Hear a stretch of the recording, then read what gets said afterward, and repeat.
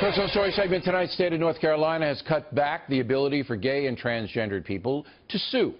Also, the state has mandated that people must use public restrooms corresponding to their birth gender. Federal government believes that is a civil rights violation.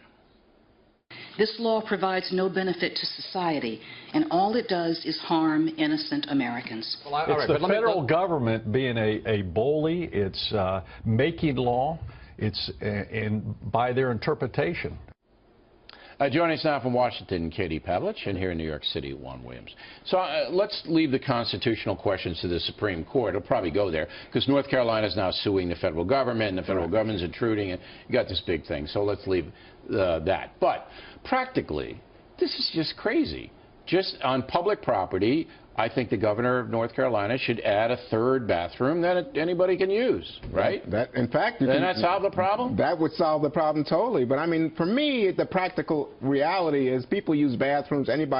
Nobody tells you you can't go in this one, don't go in that one. It's a matter of the cops will tell you that. No. If you're at a baseball game and you walk into a woman's room, believe me, security will toss you.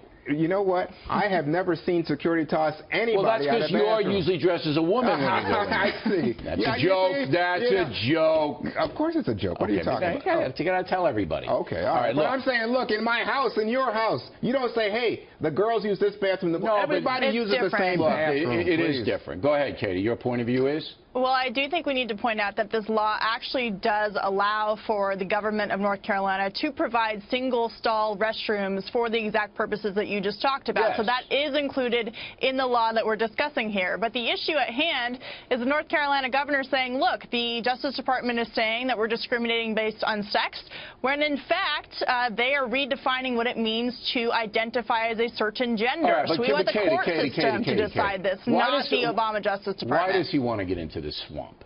All right. Well, the reason, you know, look, if somebody is born a woman and then they want to become a man and the surgeons can do it, should the governor of North Carolina care? I don't care. I'm sure you don't care. Juan doesn't care. He doesn't care. He doesn't know what it means. But you know, why is this a big issue? The reason this happened is because the city of Charlotte, North Carolina, passed a local ordinance allowing for transgendered people identifying as men or women to use the restrooms of their choice. People complained to the state legislature, and then they took action. There's mothers and fathers making the argument they don't want men in the... You know what, it's Katie, not small. I think I'm with O'Reilly on this. You have to look at this in practical terms. And what the practicality of it is that you have some people who said this is a wedge social culture wars issue. But then you have Donald Trump saying, hey, Caitlyn Jenner, I don't care. Oh, Trump doesn't care about that. He doesn't care. But here's now I'm going to drop the anvil.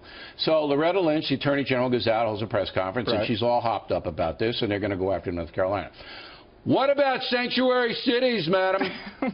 Okay? Yeah, would you see that's a much bigger problem than this? Yeah, well, let me get wait. That's a discriminatory. No. It is. If the Justice Department is going to go after a law that they don't like, and then there's a law not being obeyed by sanctuary cities, where's the Justice Department on that? Where's the sanctions on that? Where? You have a mismatch here. We should protect individual rights in our society. Yeah, how about the rights of all Americans not to live in a city that doesn't obey the law? You have an argument about sanctuary cities. I will listen to it. We can debate it. But there's no debate about individual rights. They make a big deal out of this. This is the Obama administration. Make a big deal out of a little thing like this. But, Katie, sanctuary cities, they don't want to hear about it. Who's making the big deal? It's not the Obama administration. They didn't start this fight. Justice Department's going right in. The governor of North Carolina went after the local law in Charlotte. Go ahead, Katie. Your point about sanctuary cities bill is absolutely correct, and Americans have the right to be protected against illegal aliens, especially criminals who have been here committing violent crimes, deported multiple times, and then they seek haven in these cities. But as Juan said, that's a separate issue. When it comes to this particular issue of the bathroom law, it's going to be very hard to enforce on a practical level. That is true. But I don't think that you can discount the concerns that parents have had with their little girls being in the restroom. They're afraid of men coming into the restroom. Those concerns concerns should not be dismissed. Take your little girl into the restroom. The cops in North Carolina say this is an invented issue, a distraction. Nobody's ever come to them and said, oh, you know, some predators in the men's room. But now you can't determine that, Juan. That determination is hard. There have been stuff that have happened. I know that. Yeah. But I think the Supreme Court will probably rule against North Carolina. That's what I'm going to tell you. That's where they are right now.